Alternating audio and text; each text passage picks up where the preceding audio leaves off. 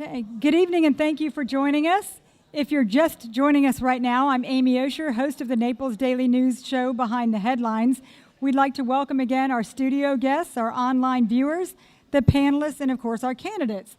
Each candidates were supplied a breakdown of the rules of conduct. We have them posted, but the gist of it is we're starting with an opening of 2 minutes. Each question you'll have a minute and a half. A closing statement at the end, which you'll have a minute and a half. The questions you'll have 1 minute. We're keeping time. We're on a tight schedule, so I'll intervene if anyone goes long. The rules of conduct: no signs, T-shirts, or handout materials supporting any candidates. Cell phones must be silenced. No speaking from the audience. No signs of support for or against anyone. That includes clapping, cheering, whistling. We'll have applause at the end of the program. Now to introduce our panelists, we have editorial editor Alan Bartlett with the Naples Daily News, Brent Batten, columnist for the Naples Daily News, and Chad Oliver with NBC2. And now we'd like to welcome our candidates. This is the District 2 Collier County Commission race. We have next to me, we have Randolph Cash next to me. In the middle, we have William McDaniel Jr. And on the far end, we have Douglas Rankin. The first 2 rounds will be questions from the panelists. Then we'll have some, hopefully, from the audience. You each have a card there. If you'd like to jot down a question, we'll come around and pick those up. Why don't we get started now with the opening statements? And Mr. Cash. Great. Well, thank you very much. It's a pleasure to be here, and let me add my thanks to Naples Daily News for this forum and for all of you that are taking the time to be involved in your local government. I am Randy Cash. I'm running to be your commissioner in District 5. A lot of you are sitting out there wondering, well, just who is Randy Cash and why does he want to be county commission? My family and I have been here in Collier County for 22 years. I've been involved in various veterans groups and civic organizations during that time. I'm also a retired Army officer and a combat veteran, having served in Iraq and Somalia. I have a degree in politics and public affairs from the University of Miami, go Canes, and I'm also a graduate of the U.S. Army Command and General Staff College. Additionally, I own a small business here in Collier County in the aviation industry. I have 38 employees in 4 states that we work in doing the aviation stuff. I also worked on Capitol Hill as a congressional affairs officer for the United States Army, and I sit on 2 national committees with the American Association of Aviation Executives. So why am I running? I consider service on the county commission as a civic responsibility and not a political career. I'm concerned about the growth that's coming to Collier County and the resources, as we all are. My background in aviation, government contracts, budgeting, planning make me a good candidate for your commissioner. And I also bring a fresh perspective to the county and to the commission, as I am not owe nothing to any allegiance to any special interests, nor do I have been involved and ensconced in the bureaucracy of Collier County. So that's who I am, and thank you very much. Thank you. Mr. McDaniel, you have 2 minutes. Okie doke.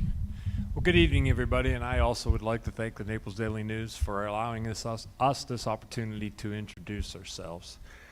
Folks, I am Bill McDaniel, and I plan on serving as your next Collier County Commissioner for District 5. My message is pretty simple, and it hasn't changed, and it's not gonna. Less is more. And by that I mean less government, less bureaucracy, more accountability, and more jobs. I truly believe the key to economic sustainability for Collier County is employment. Jobs helps all Collier County residents. I want to reduce the amount of time that employers have to spend in the permitting process. I want to reduce the expenses associated with those permits, and I certainly want to reduce the paperwork and the trips that they have to make to our government centers. Governments don't create jobs. Entrepreneurs create jobs. Free and open marketplaces create jobs. Now, as far as accountability goes, I believe that if our Board of County Commissioners would regularly demand transparency, we can force accountability and get to the facts. Now, we are a public entity. There's always going to be politics, and there's always going to be emotion. And frankly, far too regularly, politics and emotion guide our decision makers. I would prefer that we make our decisions predominantly based upon facts. Now, please, when you have a moment, visit my website, votebillmcdaniel.com, or my Facebook page, Bill McDaniel. My resume and my credentials are all out there, and I promise you, if you read all that, it will assist you with your issues with insomnia. Thank you. Thank you. Mr. Rankin. Thank you very much. My name is Douglas Rankin, and I am running to be your District 5 County Commissioner. I'm also running for re-election as Republican State Committeeman. I have held that office for 8 years. Between that and my other involvements, I have been on more civic associations than I can count, and I've not only been a member, I've been a board of director or a president of many of them. I've been involved in more governmental committees than I can count. And I owe no special interests anything. I am the one in the late 90s that helped put 3 county commissioners and a county manager in jail. At the state party, where I'm one of the 37 board members of the Republican Party of Florida, 42 of us went against the then sitting governor and the leadership of the party and put Mr. Greer in prison because he was a spendthrift and a crook. Locally, I helped expose a school board official that had problems in the old days. I'm for honesty in government. I also have no learning curve. I am an attorney, but I only do estate planning and residential real estate transactions. I do not do development. I have no interest in District 5 other than my home. And I am also grew up in an accounting office, so budgets and books are nothing new to me. I also have I've lived in this community for 32 years, and I grew up right up the coast in Bradenton, Florida. And if you want to see how not to do growth and how not to do things, go there. They'll show you. That was back in the bad old days. I want to bring that experience and the experience I've had here working with commissioners, city officials, county officials, various government boards to help make growth work smartly here. And also to keep taxes low, cost-efficient, effective government. People spend way too long permitting. I also have business stability and savvy. I'm probably the most stable attorney in this community. 32 years, 2 firms, 3 fiscal locations. Please check out my website, DougRankinDistrict5.com, or Google me you'll find nothing wrong. Thank you very much, gentlemen. Alan, would you like to get us started? Yeah, thank you, Amy, and thank you, gentlemen. Just to set the stage a little bit, what we have here are these 3 gentlemen who are running for the Republican nomination in this particular district. There is a Democrat on the ballot on November 8th, so whoever wins among these 3 gentlemen will be back for another round, we hope, and October when we'll have a debate of that. And so here's something that's getting a little conversation now, and we'll probably continue to November 8th and beyond. Do you favor another Interstate 75 interchange in the Golden Gate Estates area? And if so, where should it go? Would you like to start that? I believe we do need another interchange. I'm not exactly sure where it needs to go. I'm not really in favor of the Everglades interchange because we've tried that and Everglades Boulevard, and we've had issues with that. I would advocate as we build Rural Lands West, where our next big growth in the District 5 is going to be, is that we look at running part of the road down through into an interchange down there. The problem that I have with Everglades Boulevard too is there's 750 homes that are on Everglades Boulevard, and you start running traffic up and down the boulevard there, you're really going to inconvenience a lot of homeowners. Great. Why don't we take it down to Mr. McDaniel? It would be my wish that we would enhance the already existent facilities that we have at Everglades Boulevard. And I think that's done in a well thought out manner, that's the most fiscally responsible path for us to travel. We've already got the infrastructure. We can open up those access points on Everglades Boulevard to give our folks that live in eastern Collier County a methodology to get to town and not burden our economy with the additional expense of another overchange facility within a close proximity. And if it's done with thought, we can make the eastbound traffic coming pass through the interchange and do a U-turn and come back around to come back up over, because currently the eastbound traffic exits down towards Picayune and comes up over and then comes up into the area. And by doing that, we would help control the theoretical or potential for crime and poor events to occur from the other side. Thank Do you. I have a minute or a minute and A a half? minute. Yeah, I was Okay. just going to remind you, we have a minute for the questions and answers. Mr. Rankin? The short answer is we definitely need an I-75 interchange. I was heavily involved in helping put together the one for Everglades. The current commissioner abandoned those plans in favor of the road Mr. Cash spoke of. Unfortunately, I'm the only one sitting here that had attended 2 different forums with the developer of rural lands in that area. And at both of those forums, they made it quite clear that they have no plans for the next 15 or 20 years to extend that road south far enough to even come close to the interstate. So unless the county were to do it or somehow force them to do it, we're really stuck with either Everglades or DeSoto, and we definitely need an exit. There are also other reasons we need some kind of ingress and egress there. In the past, there have been fires at the boulevard burning south, and if that happens, they've got a problem. They've got the emergency exit for Everglades. DeSoto, at the moment, is cut off. They would have a problem getting out of there. So we definitely need the interchange. The question is where, and if we can get the other road built, that Time. would be great. Thank you. And Brent, do you have a question for us?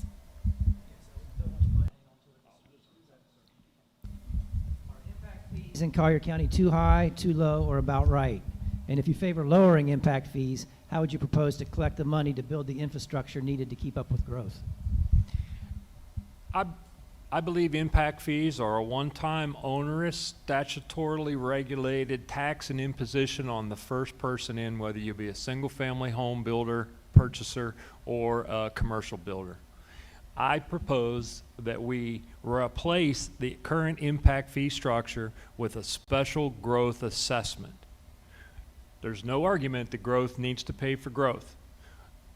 There is no argument that there is no differentiation in the cost of infrastructure, whether it be in Eastern Collier County or whether it be in the urbanized area. Predominantly, the costs are the same. And as was mentioned in the prior discussion, there is a larger portion of infrastructure already existent in the urbanized area of Collier County at this particular stage. So I propose that we replace the impact fee structure with a special growth assessment. Thank you very much. Mr. Rankin? Yes, I'm not in favor of raising any taxes, period. I'm a good conservative Republican, ask anybody that's been around me. Number 2, impact fees do need to be changed. There's one word in capitalism, it's called competition, and we happen to have in District 5 something called a Immokalee. And I used to represent the middle class in some of the middle class in Immokalee. Unfortunately, they all moved to Hendry County because the impact fees there is 0. And they left because why should they pay us a dime? Also, for a long time, Habitat for Humanity, on whose board I sit, and I'm very proud of it being successful, but we shouldn't have been basically the only home builder in Immokalee. And because we were getting impact fee deferments. We need to have a graduated impact fee, because right now the impact fees, developers will tell you, push you towards a $500,000 house. And we need houses along the entire range. So we need a graduated fee, and we need to look at some kind of adjustment for a place like Immokalee. Currently, the only place that has an adjustment that I'm aware of is Everglades City, because you can't build any more roads there. Time. Mr. Cash? Question again? Impact fees. Okay. Okay. Yeah. I actually believe that you should not pay an impact fee for the same house that you build in Immokalee that you built in Naples. Right now, it's like $23,000 impact fee for building a house in Immokalee, and the same for building a house in Naples. So I believe that we need a sliding scale, as has been mentioned already, to help us encourage housing development, and it also will encourage us to for professional housing to bring the prices down a little bit, that we can get some of the professional housing in here also. Thank you. Now, Chad Oliver has a question for you. Chad, you want Doug to go first? Yeah. Yes, we'll give Douglas Rankin the first stab at this Thank one. you. And Mr. Rankin, you mentioned in your opening comments, people spend way too much time permitting. I mean, many candidates often say, you want to spur economic growth, you want to cut through the red tape. How do you accomplish speeding up the permitting process? Specifics. I believe in two things: zero-based budgeting and, for lack of a better term, zero-based regulations, and also regulation sunset and review. I had a friend of mine, and has a restaurant in North Naples. He wanted to put a patio out front on his own property. He's isolated from other businesses. It took him a year to get a permit. I had somebody approach me on the campaign trail that said they put up awnings, and if they stick a pole in the ground in a shopping center that happens to be in a PUD, they have to amend the whole darn PUD.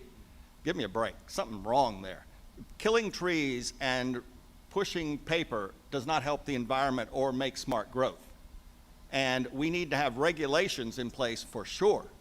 And we need to have smart growth, but we do not need to simply bankrupt people in time delays and unnecessary regulations. Yeah, I believe that we have some serious work to do on our permitting process, but the first thing we've got to do is take a look at the process and determine really how long it takes. I mean, I've been a homeowner and a building owner, and we've gone in there and renovated, and it's taken a year to get permits. So first thing we got to do is go in and take a look. That gives us a starting point to go in and review where we can make changes, and smart changes, that's going to reduce the permitting time and reduce those costs. And that gives Mr. McDaniel the last word. There we go. And I also mentioned I want to reduce the amount of time that our employers have to spend in the employment processes. So it's a similar process. And I believe the simple answer, there really isn't a simple answer, other than the systemic failures or obstacles that we currently have existing in our county government on a regular basis. Systemically, we are fighting the entire permitting process at large. I believe that a large portion of the issues that are imposed upon our employers and people that are pulling permits are imposed upon us by the state, at the state level. And I have actually heard in another forum or debate a discussion about, and we've had advisory groups to advise the commission on these onerous regulations that are put upon the state and or the duplicity that our current regulations puts upon these people. So that's the beginning of that process. Thank Did I answer you. your question? Okay. Alan, it's back to you. Randy, I guess we're going to you first on this. We're hearing from leaders in Immokalee that they still feel like the stepchild in Collier County. Do you agree with that? And if so, how would you address it? That's a very good question. I've spent a lot of time out in Immokalee. My wife taught school out in Immokalee at Immokalee Middle School for 9 years, so we've been involved in the community out there. Great community, diverse, wonderful people out there. During the campaign, as I've talked to people out there in Immokalee, they do feel that they are the stepchildren and they've been left out in the county. And so what issues are they bringing to me? Well, the biggest issue that I have, or they have brought to me, is the lack of a hospital, the lack of a 24-hour emergency room out there. They have some clinics out there, but they're not open 24 hours and they're not staffed to do a lot of things. So one of their big issue is hospitals. The other issue that they bring to me is getting the traffic off Main Street there, 29, and rerouting it through Newmarket. They want to get those trucks off there so they can help develop that downtown area a little bit. So there are some issues, and Immokalee will be taken care of. Thank you. Mr. McDaniel. I propose that we turn Immokalee into the economic epicenter of Collier County, and it's done quite simply with infrastructure. You talked about an interchange down on I-75. I think that an enhancement to the interchange on Everglades can work. We need to also enhance the interchange that already exists at 29 and 4-lane State Road 29 all the way to town.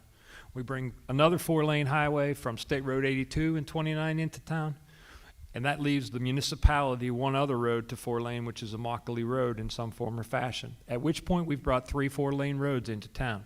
We swapped the airport over to a controlled airspace facility with a passenger facility and a FedEx hub to take care of the single largest user of FedEx on the eastern seaboard, which is Arthrex. Infrastructure is the key to success. The positive impacts to the urbanized areas, we will ultimately and inevitably see a reversal of traffic flows. The folks that live in the urbanized area have the largest issue with what? Congestion. Oh, I know, let's spend $4 million on median beautification. Thank you very much. Mr. Rankin. Yes, I will tell you, if I'm elected county commissioner, neither Immokalee nor Everglades City will know who I am. I will be there regularly, and yes, they are a stepchild. I have a very successful business owner come up to me during the campaign and say, look, when I was a kid, I went to play Little League Baseball and I had no place to go to the bathroom. And guess what's happening to his kid as we sit here today? He has no bathroom to go play Little League Baseball out in Immokalee. Still, and that's what, 20 years later. And that's a successful businessman. They need roads, there's no question about that. We need to improve the airport, there's no question about that. Commissioner Nance was able to get us involved in a multi-county federal program that we're one of like 10 or 15 in the nation, that if we work well with our fellow rural counties, we will be able to bring a lot of things to that. We just got money, thanks to Matt Hudson and others, for that incubator out there. We need parks, they need roads, they need these type of improvements, and we need to have this incentive. If we switch to a graduated impact fee or find some kind of special thing for them, that will go a long way. I believe it's my turn. Brent? Is it? Okay. Bill, you already addressed this somewhat, but I'll give the other two candidates a chance, and I bet, I bet you can do another minute on this topic given a chance. I figured.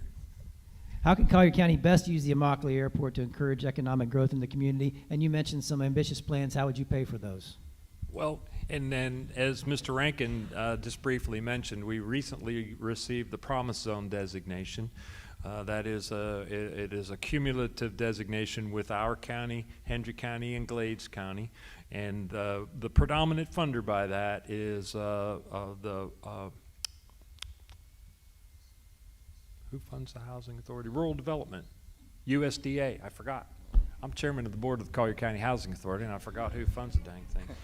But the predominant funder is Rural Development. The USDA is a predominant funding source for that, and I believe that that is a mechanism that if we work together with Hendry and Glades County and think regionally, that we can bring some large federal dollars here to substantiate the necessary infrastructure expenses. Those things that I talked about, the four-laning of the three roads coming into town, the expense associated with the enhancements to the airports are hundreds of millions of dollars that are in dire need to be expended in the eastern portion of our town. Thank you very much. Yes, the airport is a subject where we need to change something that's happened in the last 4 years. We used to have an airport advisory board that had people on it like the former chairman of Siemens. That's what used to make Collier County great, is we had all these retired men and women who had positions like that were willing to put their time in and help us get grants and get this funding and that funding and this company interested and that company interested, and we ran them all off. That was the biggest piece of insanity I've ever seen. We need to reestablish that. I was involved when I was much younger in an attempt to move the Braden-Sarasota Airport out to what you now know as University Boulevard. It failed.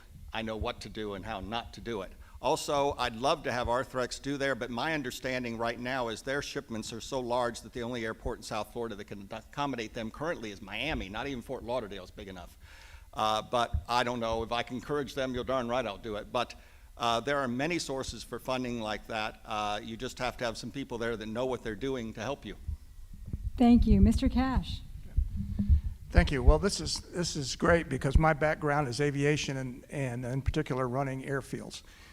I will tell you that Bill is correct. It's to fix the airport there, to be able to be a jewel for us in the county is a lot of money. We're talking hundreds of millions of dollars to fix the airport. I would advocate a public partnership. We've already talked with 3 different groups out in Immokalee that are interested in investing money in the airport. We need to build some new hangars out there. I know of a business that's actually up in Hendry County that wants to come down to Immokalee and work out of Immokalee. but there's no hangar space available, and there's a waiting list, and there's no hangars big enough. So we need to take what money we can get and build hangars, build new ramps, and then work this private-public partnership to do the other improvements that we need to do to the airport to make it viable. Thank you very much. Chad, do you have a question? All right. Is it Mr. Rankin's first stab at this one? So, Keep it all straight for you. Okay, Yeah. thank you. I'm glad someone is. So elections are about making choices, and these gentlemen have impressive resumes, deep roots in the community. Help this audience decide, though. You're all on the Republican ticket. Look at the two men sitting next to you.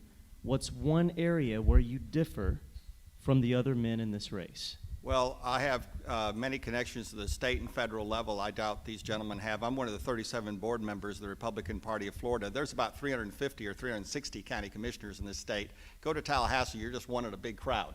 I sit on the, Mr. Lee, the former head of the Senate, sits next to me on that board.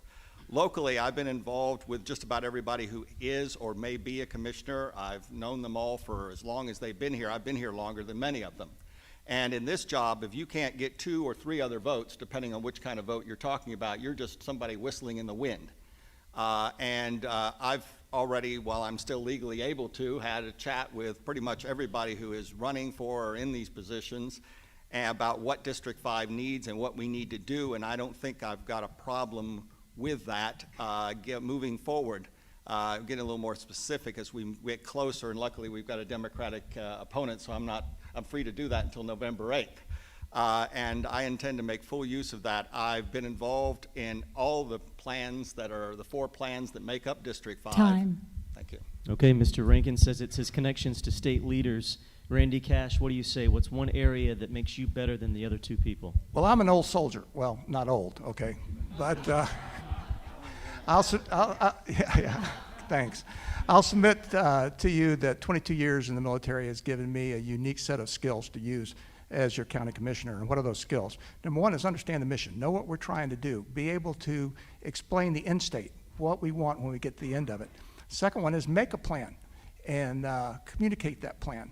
That's the 2 biggest parts. And the other part then is to be able to at the end of it, make sure that you manage the plan to get to the end state that you want. So it's been important that in communication that you communicate up and down the chain. The other thing that I bring to is I'm a consensus builder. As Doug said, that it takes 3 commissioners to do anything, and that's one of my skills, being able to listen, being able to communicate, and consensus build. Now that you've had more time to think about it, up to you, Mr. McDaniel. I didn't need much time. I think the largest separation is the management style. It's the presentation of how we go about doing what we do. And I suggested earlier, if you have an opportunity, visit my website, votebillmcdaniel.com, or my Facebook page, read my resume, read my credentials, see what I do. This is not my first adventure at decision making by committee. I've been on the board of directors of Goodwill of Southwest Florida for 15 years. When I got asked to serve on that board, and it wasn't solely because of me, we were an $8 million a year company with a similar sized balance sheet. Last year we tipped it over $38 million with a $74 million balance sheet. I'm president of the Strategic Planning Committee. I empower our staff, engage our staff to go forth and persevere.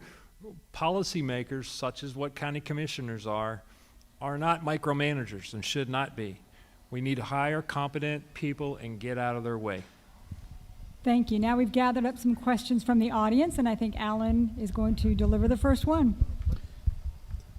If I can go ahead and address this first, and then I'll have a question for the panelists here. But someone wrote a question for us here at the Daily News. When will the forum include all commissioners running for public office in Collier County?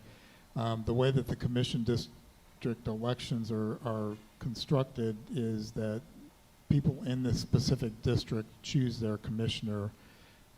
You do not vote on all 5 commissioners. You will vote on the commissioner representing your district. That's the way that the system is set up here in Collier County. And in the case of these gentlemen here, there will be a November runoff with the Democrat, and that's also going to be the case in the next group that comes up in District 3. And we do plan in October to have forums for the candidates running for District 3 and 5. So that's my answer, and I'm staying with it. So the question this time, and let's go ahead and do a little shuffle here and start down with Doug, if you could go ahead, and then I'll set and come back No this problem. way. Someone in the audience wants to know, what experience do you have that will enable you to manage a $1 billion budget? Well, like this gentleman said, he's been on a couple of boards. I've been on about 10 or 15 that I can count. I'm currently one of the longest serving officers and directors of the most successful Habitat for Humanity in the world. I grew up in an accounting office, literally. My mother was somewhat unique. She used to run major companies in the 50s and 60s. In the middle 60s, she decided to open her own accounting practice instead of doing that. I literally grew up in an accounting office from age 8 on. By the time before I was in high school, I was advising people the age of this group here how to run their businesses. I was doing books by the time I was 12 and tax returns by the time I was 14. I've kind of been involved in this kind of thing from day one. That's part of what I do as an attorney, although most of my clients are quite frankly retired. I do have a number of businesses and management companies I represent. I run a number of condominiums, either as their attorney or as directly. I've been involved in more businesses and more matters than I can count. Contrary to this gentleman, I'm only a year and a half younger than the oldest person up here. Thanks, Doug. I am the youngest, by the way. Yeah. Yeah, but you're not the best looking. Yes. When I retired from the Army, my first job was the Army. And then after I retired, I went to work for a Fortune 500 company. I was a program manager for several defense contracts in the excess of $600 million each. I managed subcontractors on the program, such as little companies such as Boeing, Lockheed Martin, SAIC. So I have a extreme knowledge of management, of planning, of budgeting, and of executing. Thank you. Mr. McDaniel. I went to high school in Northwest Pennsylvania, attended college at Clarion State University. I majored in accounting, business computers, and a minor in economics. I have a familiarity with financial matters as they come. I had the opportunity in 1999 to serve as an organizing director of a bank, started a bank, Marine National, and then subsequent to that served on 2 different bank boards for a period of 10 years. I have run a $1 billion company. I wrote the strategic plan for our bank, Marine National Bank, back in 2000, 2001. I know what is necessary to provide for structure in an organization and a hierarchy as such so that an organization can function. I've done it before. Thank you. Brent, you have another question from the audience? I do have a question from the audience. I'm all lost on who goes first. Okay. Yeah, Yeah. well, Alan messed it all up. We were doing good. Okay, you got it. A member of the audience wants to know, brings up several problems they're experiencing in Golden Gate Estates, specifically huge increase in drugs, off-road four-wheelers on public roads, speeding, firing of guns during the weekends. Tell us how you would address those issues for the safety of Golden Gate Estates. I go first? Sure. It's really simple. A large portion of our budget comes from the commission to the sheriff. And I am in full favor of supporting our law enforcement agencies to the fullest extent that is absolutely possible. Did y'all hear that? Because I was away from the microphone. I want to support our law enforcement agencies to the highest extent possible. All of the issues, Brent, that you brought up at the end of the day revolve around the capacity of our overworked, underpaid, understaffed law enforcement agencies in performing their duties. It's really that simple.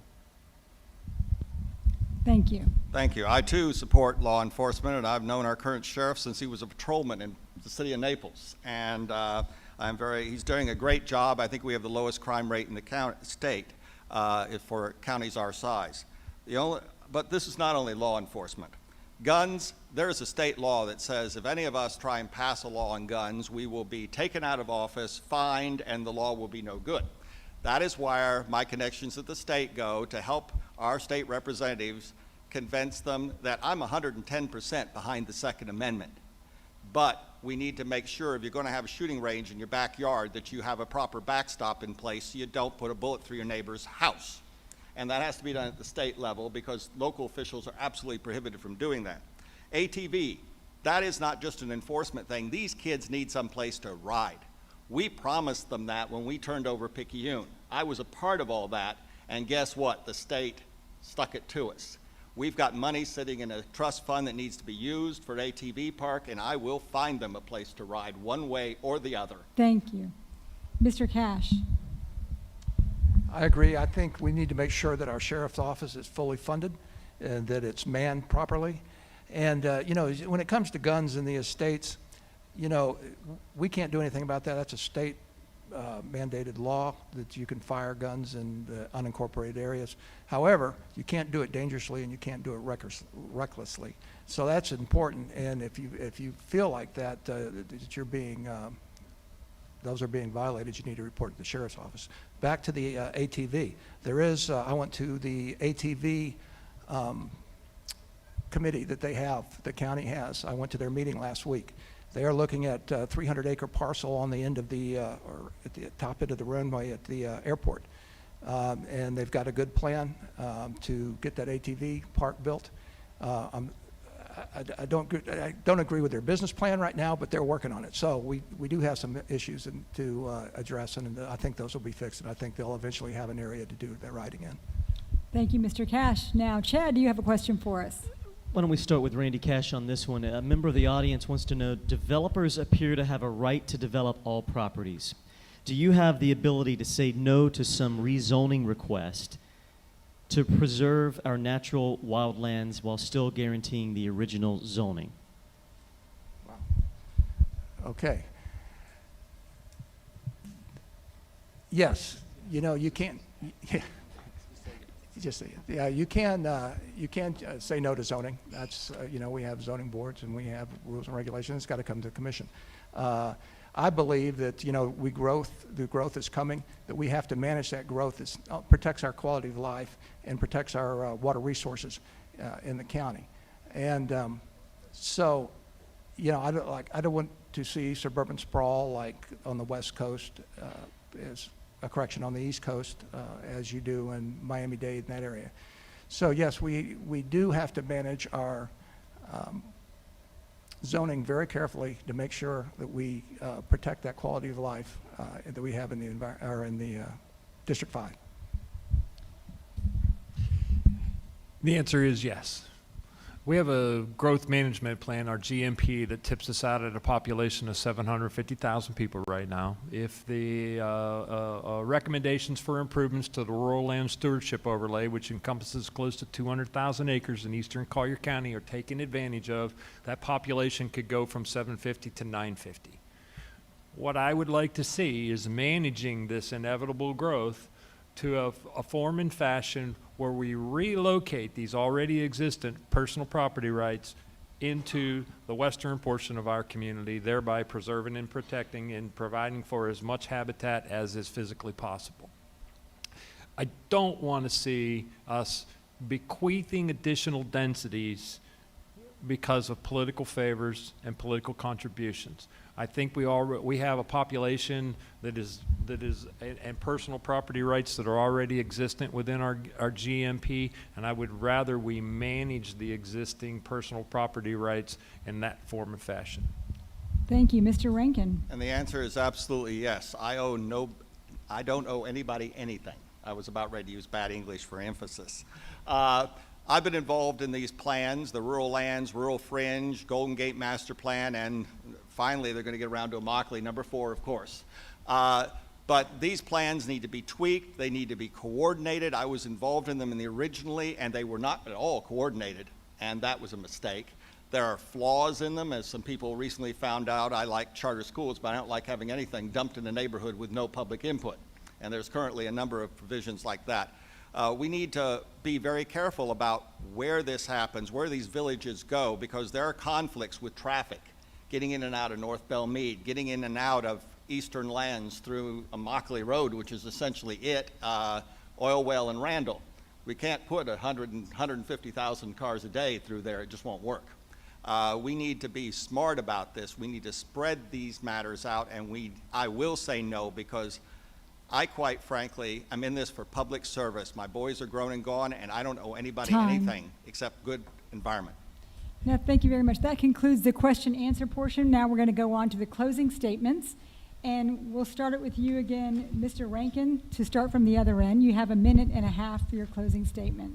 Thank you. I would like to be your next county commissioner, and I'd also like you to reelect me as Republican State Committee man, too. That is countywide at the bottom of your ballot. I've spent my entire life on the west coast of Florida, save the first 9 months of my life in Philadelphia.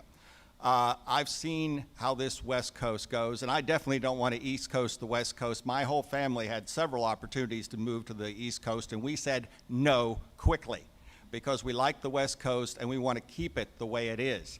I moved here from Braden as soon as I was out of law school because I saw that this area had paid attention and been correct in their road building and their development, and I want to see it remain that way.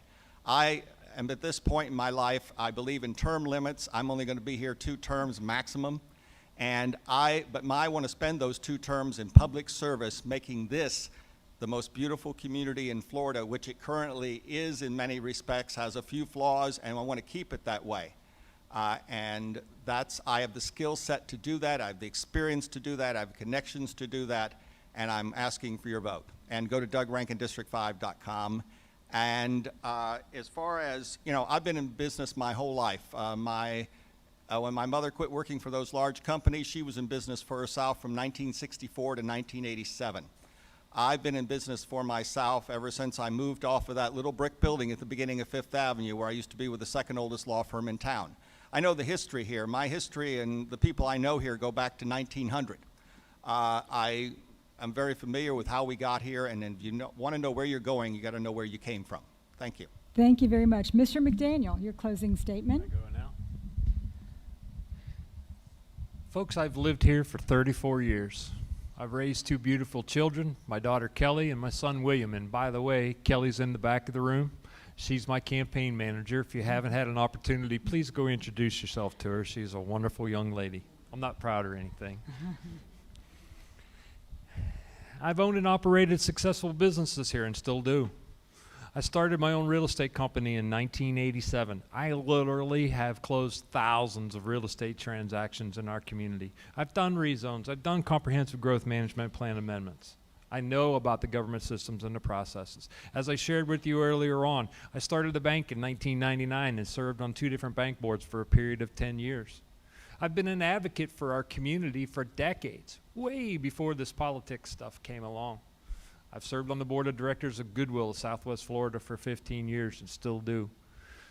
I was the founding member and currently the president of the Corkscrew Island Neighborhood Association for 10 years. I've served on multiple committees and advisory committees to our Board of County Commissioners. 3 years ago, I received the gubernatorial appointment to the Collier County Housing Authority, and today I serve as the chairman of the board of your Collier County Housing Authority. Folks, I know how blessed we are to live here right now. I also know how blessed our future can be if we make the right decisions and elect the right people. I'm seeking election as your Collier County Commissioner because I believe I am one of those right people. Thank you very much. Thank you. And Mr. Cash. Well, thank you. Again, it's a pleasure to see everyone here this evening. You know, who you elect for your next representative on the county commission is going to have major implications for our county and our district. And you need to make sure that you vote for the person that you believe that will advocate for you and be your voice. I will make you this promise. As a veteran, I've already fought for you, and I will continue to fight for you as your county commissioner. So what can you expect from me? You can expect commitment to serve the residents of the district and Collier County, accountability and fiscal responsibility to the taxpayers, finding solutions that will advance the service of our county government, and finally, honesty and integrity. I invite you to visit my website, www.cashfordistrict5.com, and I am Randy Cash, your candidate for commission for Collier County Commission District 5, and I ask for your support on August 30th. Thank you. Well, thank you, gentlemen, for a wonderful forum. You can applause now if you'd like.